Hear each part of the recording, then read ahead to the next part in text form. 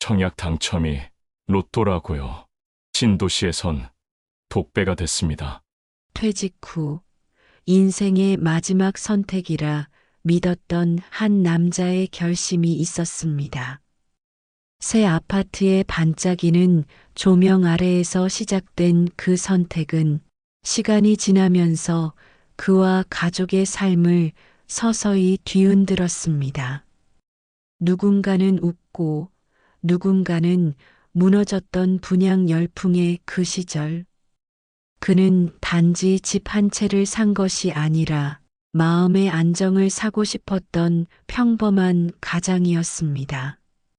처음엔 설렘이 있었고, 그 다음엔 이자 고지서가, 그리고 마지막엔 침묵만이 남았습니다.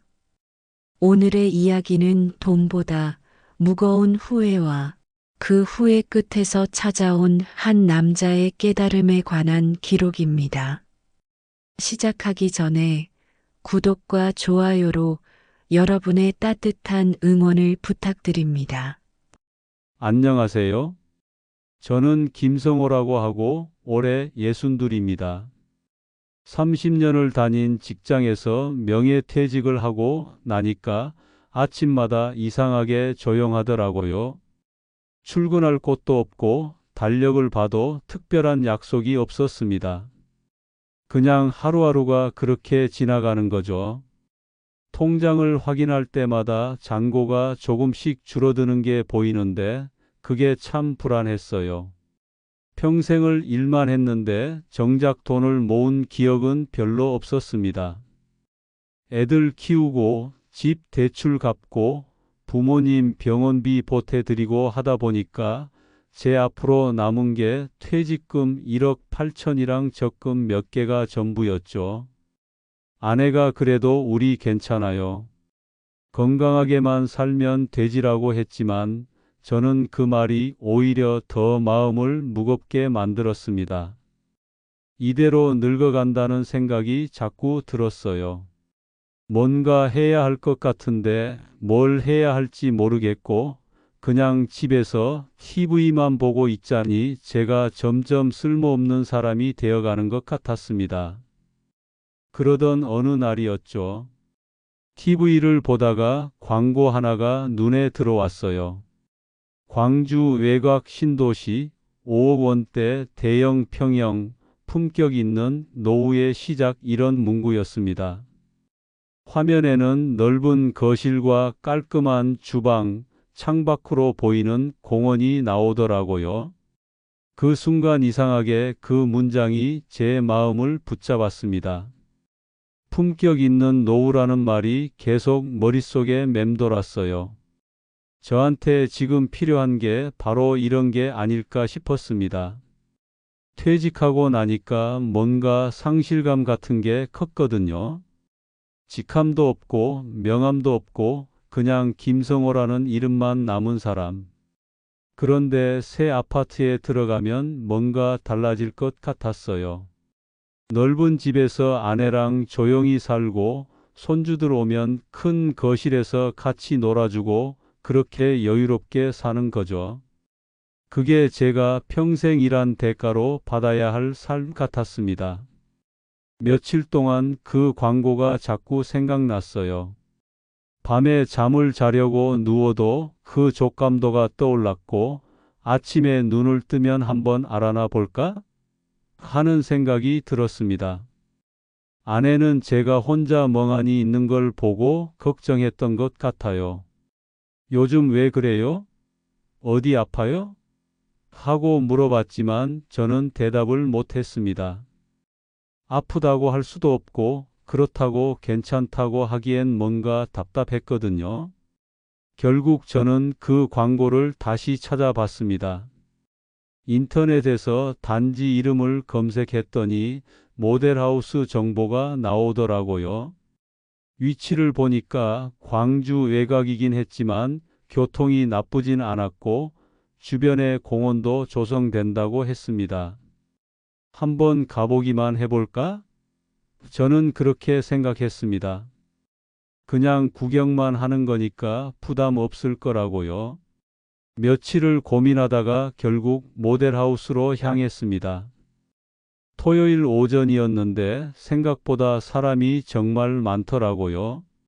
주차장이 거의 다 찼을 정도였어요. 젊은 부부들도 있었고 저희 또래 부부들도 꽤 보였습니다. 입구에 들어서자마자 직원분이 환하게 웃으며 다가왔어요. 어서 오세요. 처음 방문하신 거죠? 안내해 드릴 거? 그분은 정말 친절했습니다.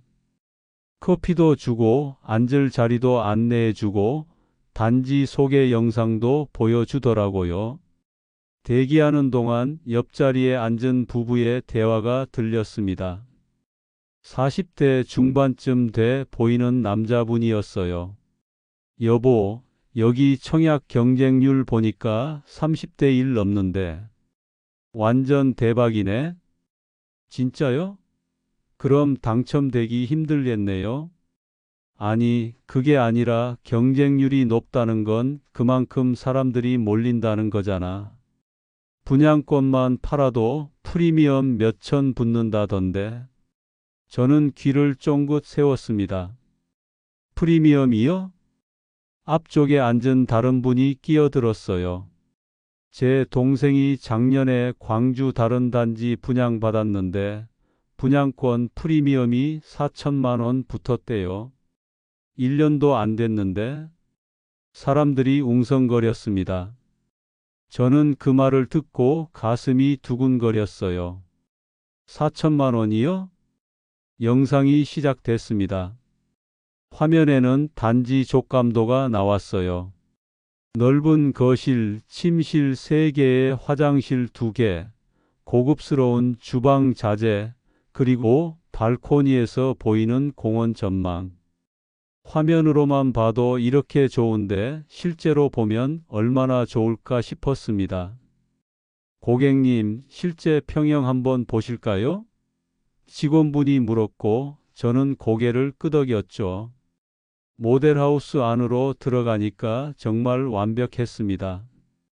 거실이 얼마나 넓던지 지금 살고 있는 집의 2배는 되는 것 같았어요. 주방 조리대도 넓고 수납 공간도 많았습니다. 이 정도면 손주들 재울 방도 따로 만들 수 있겠네. 저는 혼자 중얼거렸습니다. 발코니로 나가니까 앞쪽으로 공원 족감도가 보이더라고요. 직원분이 설명했습니다. 여기 완공되면 앞에 대규모 공원이 조성될 예정이에요. 그리고 2단지 반경 2km 내에 더현대 광주가 들어옵니다. 신세계 복합 쇼핑몰도 계획돼 있고요. 교통도 좋아질 거예요. 더현대요? 네, 광주 최대 규모로 들어온답니다. 그래서 요즘 광주에서 이 단지가 가장 인기가 많아요. 작년에 분양했던 주변 단지들은 지금 프리미엄이 엄청 붙어 있거든요. 상담실로 돌아와 앉으니까 직원분이 가격표를 꺼냈습니다. 84제곱미터 기준으로 분양가가 5억 2천만 원이었어요. 생각보다 비싸긴 했지만 저희가 가진 돈으로 충분히 가능한 금액이었습니다. 계약금은 10%면 되고요. 나머지는 중도금이랑 잔금으로 나눠서 내시면 됩니다. 중도금 대출도 저희가 다 연결해 드리니까 부담 없으세요. 직원분이 계속 말했어요. 솔직히 말씀드리면 2단지 지금이 기회예요. 입주하고 나면 집값 오를 게 뻔해요. 주변 개발 다 되면 지금 가격으로는 못 사요. 저희 직원들도 청약 넣을 생각이거든요. 저는 그 말에 마음이 흔들렸습니다. 직원들도 청약을 넣는다고요? 그리고 고객님, 요즘 은행 이자 보세요. 예금 넣어봐야 얼마 안 나오잖아요. 그런데 부동산은 다르죠. 특히 광주는 아직 서울만큼 오르지 않았어요. 앞으로 오를 여지가 많다는 거예요. 저는 그 자리에서 바로 결정을 내리진 못했습니다. 집사람이랑 상의를 좀 해봐야 해서요. 나가는 길에 입구에서 또 사람들 대화가 들렸어요. 여기 청약 신청자가 벌써 몇천 명 넘었대요. 진짜요? 그럼 경쟁 엄청 세겠네? 저는 차에 타서도 계속 그 말들이 맴돌았습니다. 경쟁률 30대 1, 프리미엄 4천만 원, 더현대 광주 직원들도 청약 넣는다는 말. 그 모든 게 제 머릿속에서 계속 맴돌았어요. 집으로 돌아오는 차 안에서 저는 생각했습니다. 이건 그냥 집이 아니라 투자구나. 입주하고 몇 년 살다가 집값 오르면 팔아서 차익 남기고 작은 데로 옮기면 되잖아. 저녁을 먹으면서 아내한테 이야기했습니다. 오늘 모델하우스 다녀왔어. 진짜 좋더라. 그리고 사람들이 엄청 많았어. 청약 경쟁률이 30대 1 넘는데. 아내는 놀라서 물었어요. 30대 1이요? 그럼 당첨도 안 되는 거 아니에요? 아니, 그게 아니라 그만큼 인기가 많다는 거야. 분양권 프리미엄도 몇 천씩 붙는데. 주변에 더현대도 들어오고. 아내의 표정이 조금 달라졌습니다. 더현대요? 응. 그리고 직원 말로는 지금이 기회래. 입주하고 나면 집값 오를 거라고. 얼마나 해요? 5억 좀 넘는데 우리 퇴직금이랑 예금 합치면 충분히 돼. 대출도 받을 수 있고. 아내가 한숨을 쉬었습니다. 당신 우리 나이가 이제 60이 넘었어요. 대출 받으면 이자는 어떻게 갚아요? 그래도 집값 오르면 괜찮을 거야. 몇 년 살다가 비싸게 팔면 되잖아. 아내는 망설였습니다. 신중하게 생각해 봐요. 하지만 저는 이미 마음이 기울어져 있었어요. 다음 주에 아내를 데리고 다시 모델하우스에 갔습니다. 아내도 집을 보더니 표정이 밝아지긴 했어요. 이 집이 정말 좋긴 한데 우리가 감당할 수 있을까요? 저는 자신 있게 말했습니다. 할 수 있어. 사람들이 왜 이렇게 몰리겠어? 다 계산 다 해보고 오는 거지. 결국 저희는 계약을 했습니다. 퇴직금 1억 8천이랑 예금 그리고 보험 해약금까지 모아서 계약금을 냈어요. 나머지는 중도금 대출로 충당하기로 했고요. 계약서에 도장을 찍는 순간 뭔가 뿌듯했습니다. 이제 우리도 제대로 된 집에서 산다. 그리고 집값 오르면 노후 자금도 마련되는 거야. 직원분이 악수를 청하며 말했어요. 축하드립니다. 정말 좋은 선택하셨어요. 집으로 돌아오는 길에 아내가 조용히 말했어요. 이제 돌이킬 수 없는 거 알죠? 저는 아내의 손을 잡았습니다. 걱정 마. 잘 될 거야.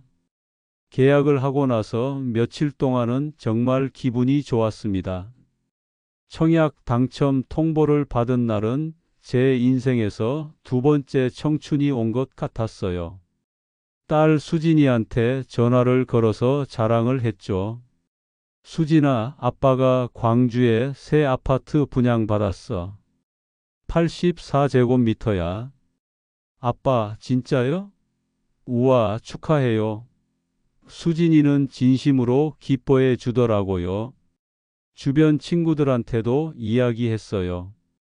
나 광주 신도시에 새 아파트 분양받았어. 친구들도 축하해 줬습니다. 야, 김성호 너 좋겠다. 요즘 아파트 분양 경쟁 엄청 세다던데. 퇴직 후에 처음으로 느껴보는 성취감이었습니다. 하지만 그 기쁨은 오래가지 않았습니다. 계약하고 석 달쯤 지났을 때 건설사에서 연락이 왔어요. 첫 번째 중도금 납부 안내였습니다. 분양가의 10%인 5,200만 원을 납부해야 한다는 내용이었죠. 은행에 가서 중도금 대출 상담을 받았습니다. 담당 직원이 서류를 검토하더니 말했어요. 현재 소득이 없으시니까 주택담보대출로 진행하겠습니다. 금리는 연 5.9%입니다. 머리로는 이미 알고 있던 금액이었어요. 계약 전에도 대충 계산해 봤으니까요. 한 달 이자가 25만 원 정도 나온다는 것도 알고 있었습니다. 그래서 저는 별 생각 없이 대출을 받았어요. 그런데 한 달 뒤 통장에서 실제로 이자가 빠져나갈 때 느낌이 달랐습니다. 25만 7천 원. 숫자로 보니까 다르더라고요. 아, 진짜 나가는구나. 두 달째도 빠져나가고 세 달째도 빠져나갔어요. 저희 부부 한 달 생활비가 대충 150만 원 정도였는데 이자만 매달 26만 원씩 나가니까 부담이 느껴지기 시작했습니다. 반년이 지났습니다. 두 번째 중도금 납부 시기가 왔어요. 은행에 다시 갔더니 담당 직원이 말했습니다. 고객님, 요즘 기준금리가 올라서 이번 대출 금리가 6.3%입니다. 저번에는 5.9%였잖아요? 네, 하지만 한국은행에서 기준금리를 계속 올리고 있거든요. 물가 잡으려고요. 두 번째 대출까지 받고 나니까 매달 나가는 이자가 54만 원이 됐습니다. 처음 계산했을 때는 50만 원 정도야 했는데 막상 통장에서 빠져나가는 걸 보니까 숨이 막히더라고요. 아내가 저한테 조용히 말했어요. 여보, 우리 예금 잔액 봤어요? 응, 왜? 계약금 내고 이자 내고 하니까 많이 줄었어요. 이대로 가면. 아내는 말을 잇지 못했습니다. 저도 알고 있었거든요.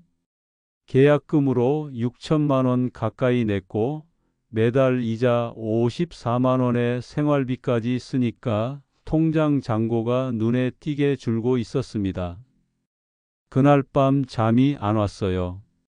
천장을 보면서 계속 계산을 했습니다. 앞으로 중도금이 몇 번 더 남았지? 2번? 그럼 이자가 얼마까지 올라가는 거야? 계산을 해보니까 중도금을 다 받으면 매달 이자만 100만 원이 넘을 것 같았어요. 다음 날 저는 TV를 켰습니다. 아침 뉴스였는데 화면에 익숙한 지역명이 나오더라고요. 광주 지역 미분양 아파트 급증, 작년 대비 33% 증가. 기자가 말했어요. 광주 지역 미분양 주택이 1,700호를 넘어섰습니다. 청약 경쟁률도 1대1에 미치지 못하는 미달 사태가 속출하고 있습니다. 화면에는 텅 빈 아파트 단지가 나왔어요. 완공됐는데도 입주한 사람이 없는 아파트였습니다. 일부 단지는 분양가보다 5천만 원 낮은 가격에도 거래가 되지 않고 있습니다. 저는 리모컨을 꽉 쥐었습니다. 5천만 원 손해? 제가 계약한 단지도 혹시 그렇게 되는 건 아닐까요? 아내가 부엌에서 나오더니 뉴스를 보고 있는 저를 봤습니다. 저는 얼른 채널을 돌렸어요. 아내가 걱정할까 봐요. 뭐 보고 있었어요? 아니, 그냥 뉴스. 아내는 제 표정을 보고 뭔가 눈치챈 것 같았습니다. 하지만 아무 말도 하지 않았어요. 저는 스스로를 다독였습니다. 괜찮아. 우리 단지는 달라. 경쟁률 30대 1이었잖아. 위치도 좋고 더현대도 들어오고 입주하고 나면 집값 오를 거야. 그렇게 믿고 싶었습니다. 아니, 믿어야만 했어요. 이미 돌이킬 수 없었으니까요. 그날 저녁 아내는 거실 테이블에서 계산기를 두드리고 있었습니다. 저는 TV를 보는 척 했지만 사실 아내가 무슨 계산을 하는지 알고 있었어요. 남은 예금, 앞으로 낼 이자, 생활비. 계산기 두드리는 소리가 유난히 크게 들렸습니다. 1년이 지났습니다. 그동안 저는 매일 아침 뉴스를 확인하는 습관이 생겼어요. 광주 부동산 소식이 나올까 봐요. 그날도 저는 습관처럼 TV를 켰습니다. 자막이 눈에 확 들어왔습니다. 광주 아파트 미분양 97%, 준공 후에도 텅 빈 단지. 리포터가 어느 아파트 단지 앞에 서 있었어요. 이곳은 작년 5월 입주를 시작한 광주 북구의 한 주상복합 아파트입니다. 총 153세대 중 현재 입주한 가구는 단 5세대뿐입니다. 카메라가 아파트 내부를 비췄습니다. 복도는 어두웠고 대부분의 집에 불이 꺼져 있었어요. 한낮인데도 마치 귀신 나올 것 같은 분위기였습니다. 시행사는 1억 원 할인, 4년 전세 전환 등의 파격 조건을 내걸었지만 소용이 없었습니다. 저는 숨이 막혔습니다. 1억 원을 깎아줘도 안 팔린다고요? 뉴스는 계속됐습니다. 광주 지역 아파트 청약 경쟁률은 올해 평균 0.82대 1로 10개 중 8개 단지가 미달 사태를 겪고 있습니다. 작년에 30대 1이 넘던 단지들도 올해는 1대 1을 채우지 못했습니다. 제가 계약했을 때는 30대 1이었는데 지금은 1대 1도 안 된다고요? 화면에는 통계 그래프가 나왔어요. 광주 청약 통장 해지 급증, 1년 새 3만 개 감소, 사람들이 희망을 잃고 있다는 얘기였죠. 저는 급하게 핸드폰을 꺼내서 부동산 앱을 켰습니다. 제가 분양받은 단지 이름을 검색했어요. 분양권 매물이 잔뜩 올라와 있더라고요. 6개월 전만 해도 몇 개 없었는데 지금은 20개가 넘었습니다. 가격을 보는 순간 손이 떨렸습니다. 분양가 5억 2천, 금매 4억 7천. 손절합니다. 6천만 원 손해. 금매, 분양가 대비 마이너스 5천만 원. 저는 댓글을 읽어봤습니다. 어떤 사람이 써놓은 글이었어요. 저도 작년에 계약했는데 후회됩니다. 공사 현장 가봤더니 주변에 아무것도 없어요. 상가도 텅텅 비었고, 이거 입주해도 살 수가 없을 것 같아서 급매로 내놨는데 연락 오는 사람 하나도 없네요. 제발 누가 사주세요. 다른 댓글도 비슷했습니다. 저는 4천만 원 깎아서 올렸는데도 안 팔려요. 이자만 매달 나가고 미치겠어요. 입주 포기하고 싶은데 계약금이 아까워서 그것도 못 하겠어요. 저는 핸드폰을 던지고 싶었습니다. 하지만 그냥 화면을 껐어요. 며칠 뒤에 세 번째 중도금 납부 시기가 왔습니다. 또 은행에 가야 했죠. 담당 직원이 말했어요. 고객님, 이번 금리는 6.8%입니다. 또 올랐네요. 네, 요즘 계속 오르는 추세라서요.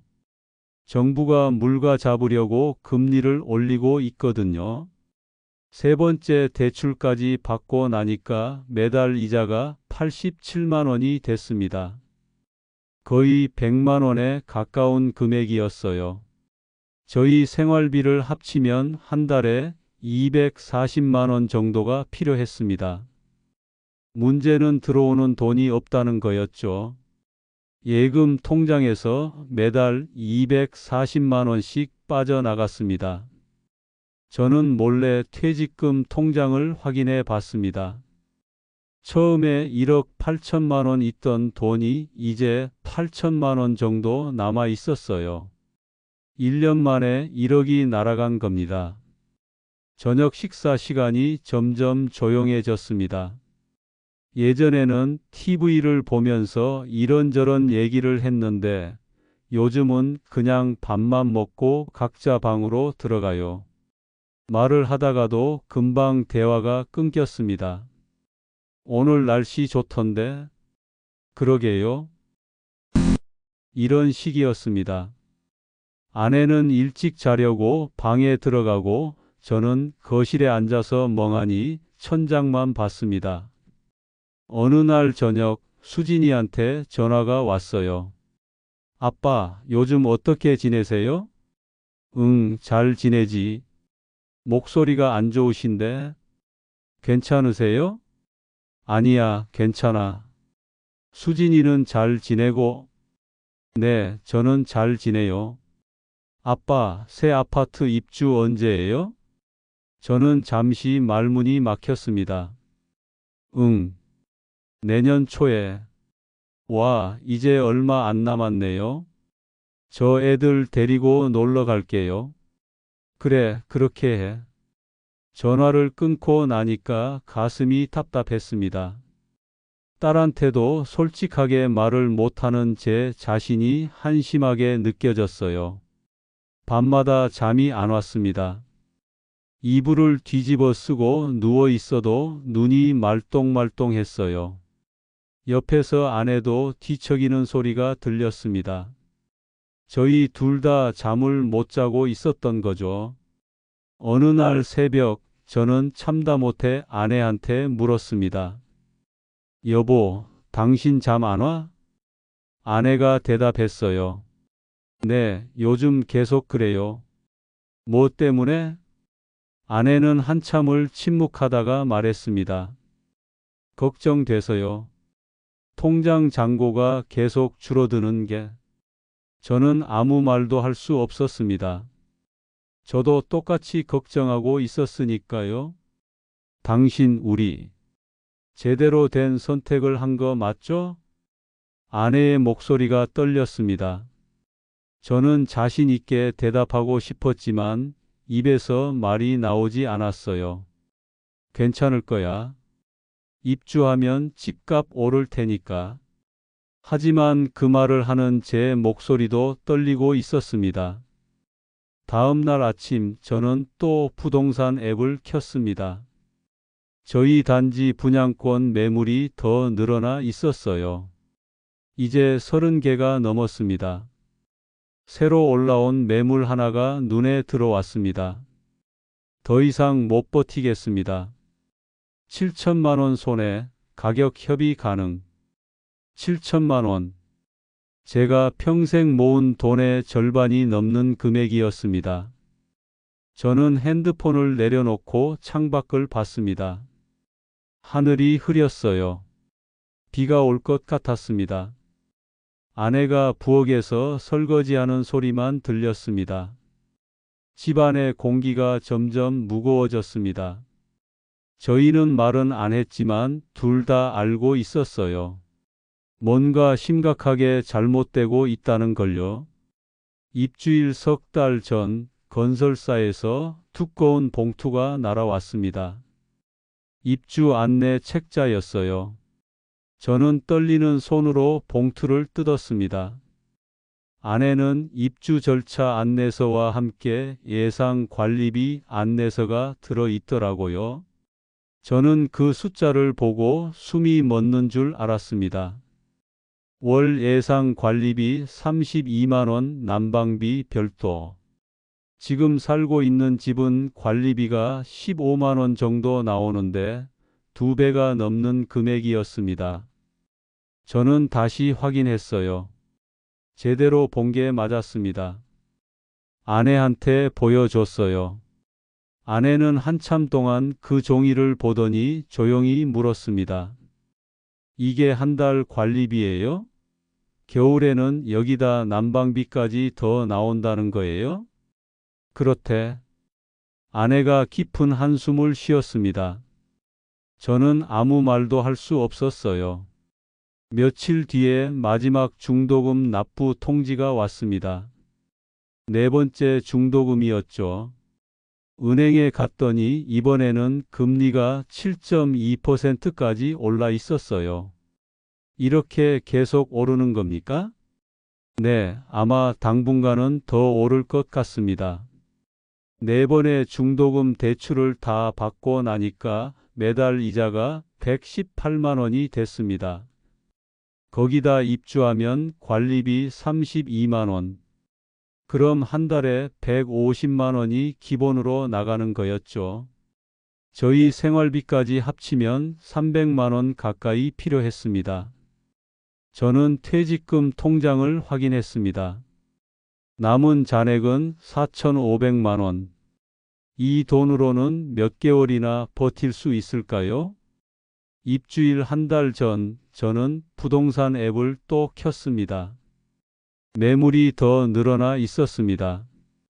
이제 40개가 넘었어요. 금매, 분양가 5억 2천, 4억 5천, 7천만 원이 깎인 가격이었습니다. 저는 손이 떨려서 핸드폰을 거의 떨어뜨릴 뻔했어요. 댓글을 읽어봤습니다. 입주했는데 주변에 아무것도 없어요. 편의점도 없고 병원도 멀고 버스는 하루에 몇 대 안 와요. 관리비는 광고할 때 말한 것보다 훨씬 많이 나와요. 제발 누가 사주세요. 저는 핸드폰 화면을 껐습니다. 더 이상 보고 싶지 않았어요. 입주일 일주일 전 건설사에서 잔금 납부 안내가 왔습니다. 분양가의 30%인 1억 5,600만 원. 저는 은행에 또 갔습니다. 담당 직원이 서류를 검토하더니 난처한 표정을 지었습니다. 고객님, 현재 중도금 대출이 3억 1,200만 원 있으시죠? 그러면 추가 대출이 한도 초과라서 어렵습니다. 그럼 어떻게 해요? 자금을 직접 마련하시거나 입주를 포기하셔야 할 것 같습니다. 입주 포기. 그 단어가 제 머릿속을 때렸습니다. 하지만 포기하면 지금까지 낸 계약금이 다 날아가는 거잖아요. 집으로 돌아와서 아내한테 말했어요. 잔금 대출이 안 된대. 그럼 어떻게 해요? 저는 남은 예금을 계산해 봤습니다. 거기다 드러났던 적금을 깨고 마지막 보험까지 해약하면 간신히 잔금을 낼 수 있을 것 같았어요. 하지만 그러면 통장에 남는 게 거의 없었습니다. 보험까지 해약해야 할 것 같아. 아내는 아무 말도 하지 않았습니다. 그냥 고개만 끄덕였어요. 아내의 눈이 붉어져 있었습니다. 입주하는 날이 왔습니다. 이삿짐센터 견적을 받아봤는데 생각보다 비쌌어요. 저희는 가장 싼 업체를 골랐습니다. 그래도 80만 원이 나왔어요. 새 아파트 앞에 섰습니다. 모델하우스에서 봤던 그 건물이었어요. 그런데 전혀 설레지 않았습니다. 오히려 이 건물이 무겁게 느껴졌어요. 엘리베이터를 타고 17층으로 올라갔습니다. 문을 열고 들어가니까 넓은 거실이 보였어요. 모델하우스에서 봤던 것처럼 깨끗하고 넓었습니다. 하지만 저는 전혀 기쁘지 않았어요. 아내가 발코니로 나가더니 창문을 열었습니다. 밖을 보니까 공사 중인 공터가 보였어요. 광고에서 봤던 그 공원이었죠. 그런데 공사가 중단된 것 같았습니다. 잡초만 무성했어요. 공원. 공사 안 하나 봐요. 아내의 목소리가 작았습니다. 주변을 둘러봤습니다. 상가 건물이 보였는데 절반 이상이 비어 있었어요.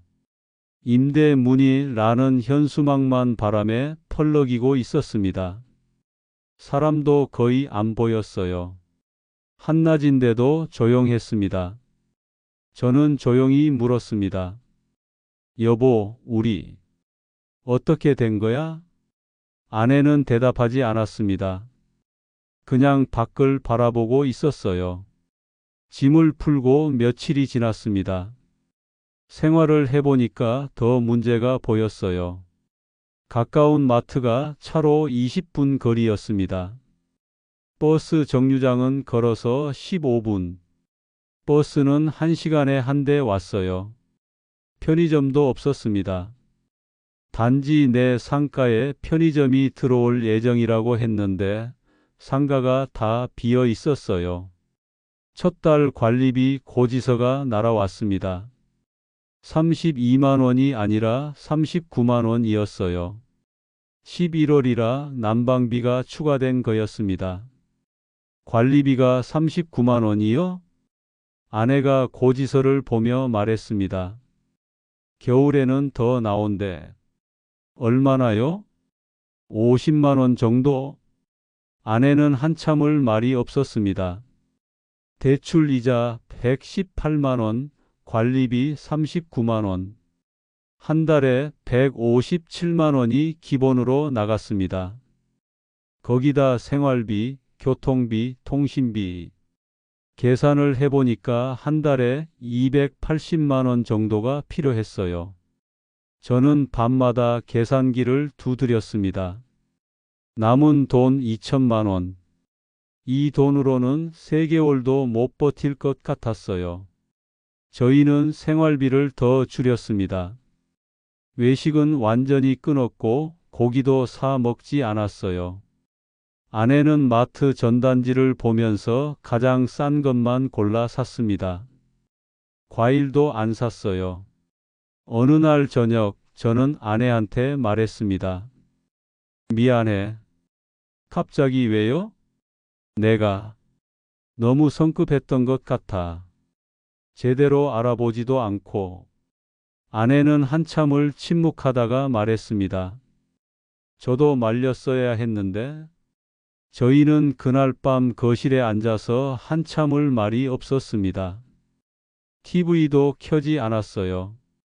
그냥 조용히 앉아 있었습니다. 새 집의 넓은 거실은 더 이상 안식처가 아니었습니다. 무거운 짐이 되어버렸죠. 조용한 집 안에서 저희는 점점 작아지고 있었습니다. 입주하고 2달이 지났습니다. 상황은 나아지지 않았어요. 아니, 오히려 더 나빠졌습니다. 12월 관리비가 나왔습니다. 52만 원. 난방비가 폭탄처럼 나왔어요. 저희는 춥다고 난방을 많이 튼 것도 아닌데 넓은 평수라서 그런지 관리비가 엄청났습니다. 대출 이자 118만 원, 관리비 52만 원. 한 달에 170만 원이 기본으로 나갔어요. 생활비까지 합치면 300만 원. 통장 잔고는 빠르게 줄어들었습니다. 저는 매일 아침 통장을 확인했습니다. 1,800만 원, 1,500만 원, 1,200만 원. 숫자가 계속 줄어들었어요. 어느 날 아침 아내가 말했습니다. 당신 이대로는 못 버텨요. 알아. 어떻게 할 거예요? 저는 대답을 못했습니다. 어떻게 해야 할지 모르겠더라고요. 그날 오후 저는 마트를 가려고 엘리베이터를 탔습니다. 14층에서 한 남자분이 타셨어요. 50대 중반쯤 돼 보였습니다. 안녕하세요. 아, 네. 안녕하세요.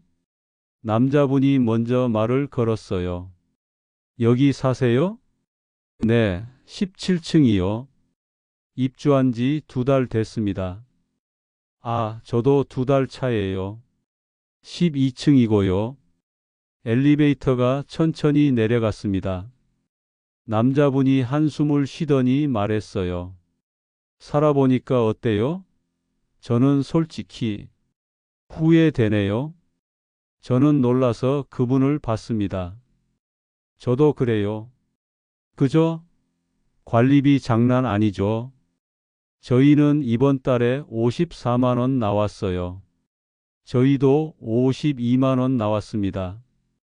이자까지 합치면 한 달에 얼마나 나가요? 170만 원 정도요. 남자분이 쓴 웃음을 지었습니다. 저도 비슷해요. 대출 이자가 거의 130만 원 나가거든요.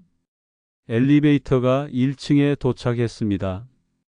남자분이 나가면서 말했어요. 저 집 팔려고 매물 올렸는데 연락 오는 사람이 하나도 없어요. 가격 계속 낮췄는데도. 얼마나 낮추셨는데요? 처음에는 5천만 원 깎았는데 지금은 8천만 원까지 낮췄어요. 그래도 소식이 없네요. 저는 가슴이 철렁했습니다.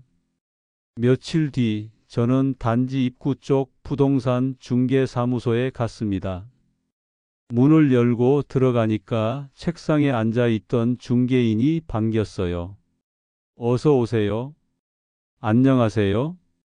여기 단지 입주민인데요. 상담 좀 받을 수 있을까요? 네, 앉으세요. 매도하실 거예요? 일단 알아보려고요. 여기 단지 매물이 많이 나와 있던데 실제로 팔리나요? 중개인이 난처한 표정을 지었습니다. 솔직히 말씀드리면 거의 안 팔려요. 많이 안 팔려요? 많이가 아니라 거의요. 이 단지 매물이 지금 50개 넘게 나와 있는데 지난달에 거래된 게 딱 한 건이에요. 저는 숨이 막혔습니다. 중개인이 계속 말했어요. 문제는 가격이 계속 떨어지는데도 안 팔린다는 거예요. 처음에 분양가 받던 사람들이 이제는 7천, 8천 깎아서 내놓는데도 반응이 없어요. 왜 그런 거예요? 여러 이유가 있죠. 일단 주변에 아무것도 없잖아요. 광고할 때는 공원도 만들고 상가도 활성화된다고 했는데 지금 보세요. 공사는 중단됐고 상가는 텅텅 비었죠. 교통도 불편하고. 중개인이 한숨을 쉬었습니다. 게다가 입주율이 절반도 안 돼요. 사람들이 입주를 포기한 거예요. 잔금 못 내서. 그러니까 밤에는 단지가 너무 조용하고 무섭다는 얘기도 나오고. 고객님도 파시려고요? 생각 중이에요. 얼마에 사셨어요? 5억 2천이요. 중개인이 고개를 저었습니다. 힘들 거예요.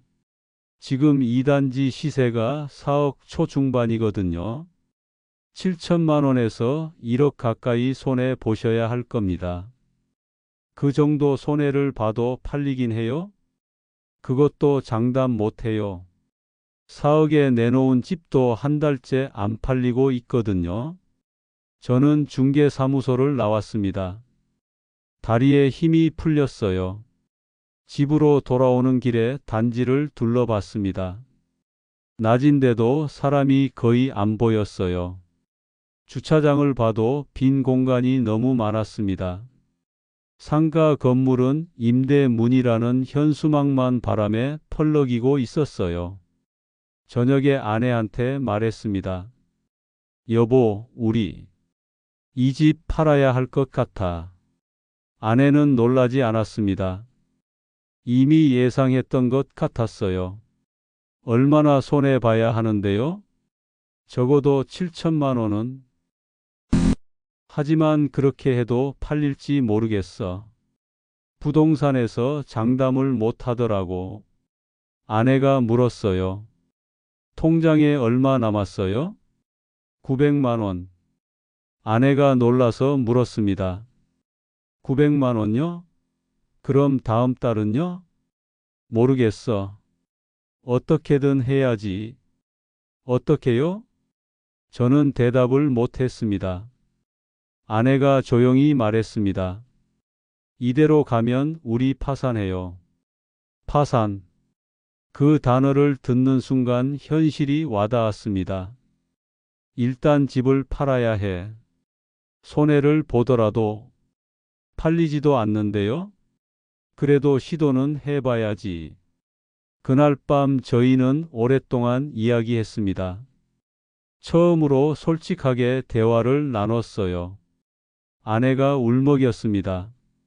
우리 이러려고 새 아파트 산 거 아니잖아요. 미안해. 미안하다고 해결돼요? 당신이 모델하우스 가자고 했잖아요. 사람들 말 듣고 투자한다고. 집값 오른다고. 지금 어떻게 됐어요? 저는 아무 말도 할 수 없었습니다. 아내 말이 다 맞았으니까요.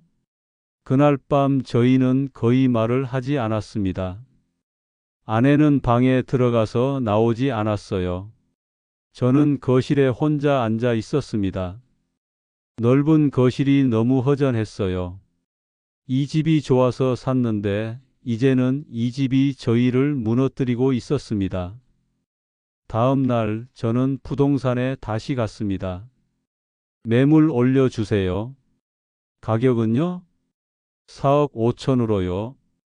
중개인이 고개를 저었습니다. 그 가격은 비싸요. 관심 있는 사람이 없을 겁니다. 그럼 얼마로 해야 해요? 4억 정도로 하셔야 문이라도 올 것 같은데요. 4억. 1억 2천만 원 손해였습니다. 저는 한참을 생각했습니다. 일단 4억 5천으로 올려주세요. 안 팔리면 그때 낮출게요. 매물을 올리고 일주일이 지났습니다. 연락이 한 통도 안 왔어요. 2주가 지나도 마찬가지였습니다. 통장 잔고는 계속 줄었습니다. 500만 원, 300만 원. 이제 정말 바닥이었어요. 결국 저희는 결심했습니다. 손해를 더 보더라도 팔자고. 이대로 있다가는 정말 파산할 것 같았으니까요. 저는 가격을 4억으로 낮췄습니다. 1억 2천만 원 손해. 평생 모은 돈의 대부분이 날아가는 거였습니다. 며칠 뒤 그제야 전화가 한 통 왔습니다. 한 달 뒤 집이 팔렸습니다. 4억에 내놨던 집을 결국 3억 8천에 팔았어요. 1억 4천만 원 손해였습니다. 계약금을 받고 잔금을 받고 대출을 다 갚고 나니까 손에 남은 돈이 거의 없었습니다. 중개 수수료, 이사 비용까지 빠지고 나니 통장에 남은 건 거의 없었어요. 평생 모은 돈이 다 날아간 겁니다. 저희는 작은 전세집을 알아봤습니다. 광주 외곽의 오래된 아파트였어요. 전세금은 1억 5천만 원. 아내 명의로 남아있던 작은 집을 팔아서 전세금을 마련했습니다. 새 전세집은 56제곱미터였습니다. 방 2개의 작은 거실. 이전 집의 절반도 안 되는 크기였죠. 낡은 벽지, 오래된 싱크대. 하지만 관리비는 12만 원이었습니다. 여기가 우리 집이네요. 아내가 작은 거실에 서서 말했습니다. 목소리에 힘이 없었어요. 짐을 풀고 며칠이 지났습니다. 저는 현실을 직시해야 했어요. 이제 수입이 필요했습니다. 주민센터에 갔습니다. 게시판에 일자리 공고들이 붙어 있었어요. 저는 한참을 서서 그 공고들을 봤습니다. 환경미화원 모집, 새벽 5시 출근, 월 180만 원. 예순둘의 새벽 일을 할 수 있을까? 하지만 다른 선택지가 없었습니다. 신청서를 작성했습니다. 손이 떨렸어요. 30년을 회사 과장으로 일했던 제가 이제 새벽에 거리를 청소하게 되다니. 일주일 뒤 합격 통보를 받았습니다. 첫 출근 날 새벽 4시 30분에 일어났습니다. 아내가 일어나서 아침을 차려주려고 했지만 저는 손을 저었어요. 괜찮아. 나가서 먹을게. 조심히 다녀와요. 아내의 눈이 붉어져 있었습니다. 새벽 거리는 조용했습니다. 아직 어두웠어요. 저는 형광색 조끼를 입고 손에 빗자루를 들었습니다. 처음 빗자루를 쥐었을 때 손에 힘이 안 들어가더라고요. 무거웠습니다. 물리적으로 무거운 게 아니라 마음이 무거웠던 거죠. 하지만 일을 시작했습니다. 거리를 쓸고 쓰레기를 줍고 낙엽을 치웠어요. 해가 뜨기 시작했습니다. 사람들이 하나둘 출근하는 모습이 보였어요. 정장 입은 직장인들이 저를 스쳐 지나갔습니다. 예전에 제 모습 같았어요. 30년 전 저도 저렇게 출근했었죠. 이제는 안정이 아니라 생존이구나. 저는 혼자 중얼거렸습니다. 집으로 돌아왔을 때 아내가 아침을 차려놓고 있었습니다. 힘들었어요? 괜찮아. 사실 힘들었습니다. 허리도 아프고 다리도 아팠어요. 하지만 아내한테 그런 말을 할 수 없었습니다. 며칠이 지나면서 몸이 조금씩 적응했습니다. 새벽 일도 익숙해졌어요. 이상하게도 마음 한켠엔 묘한 평온이 깃들었습니다. 더 이상 통장 잔고를 걱정하지 않아도 됐고, 이자 고지서에 떨지 않아도 됐어요. 물론 예전처럼 여유롭진 않았습니다. 하지만 최소한 매달 180만 원은 들어왔고, 그걸로 저희는 살아갈 수 있었어요. 몇 달이 지났습니다. 어느 날 아침 일을 마치고 집으로 돌아오는 길이었어요.